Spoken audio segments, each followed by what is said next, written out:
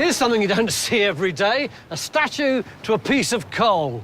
It's not exactly Michelangelo, is it? But what it does tell us is that by the middle of the 19th century, Newcastle had vast stocks of coal, and the people around here were paranoid that someone might try and nick it. They even thought that the Russians, thousands of miles away in northern Europe, might sail across and grab it. It was total tosh, of course, but nevertheless, Newcastle decided it needed some robust defences. So they built the terrifyingly named Fort Scratchley. Andrew, come on.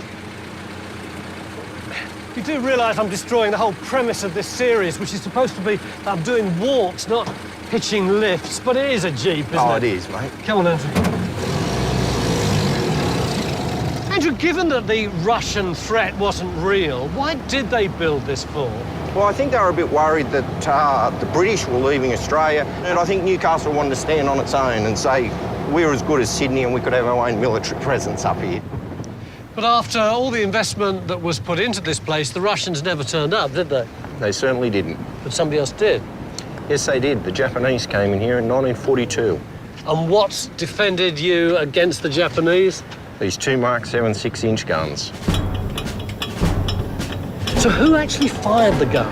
Captain Wal Watson was a battery commander at the time, and he'd been stood to all night while the attack on Sydney was going on. He just got to bed and the alarm went off that Newcastle was under attack.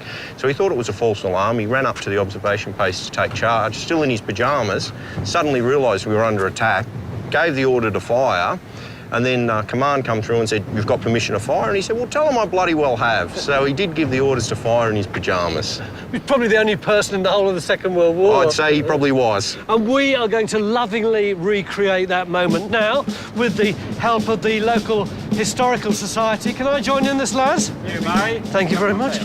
Another two-gun load. Make safe. Another two-gun fire.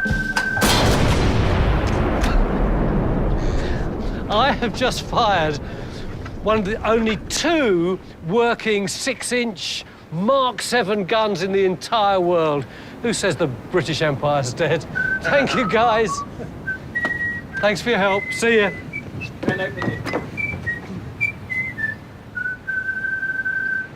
I'm just coming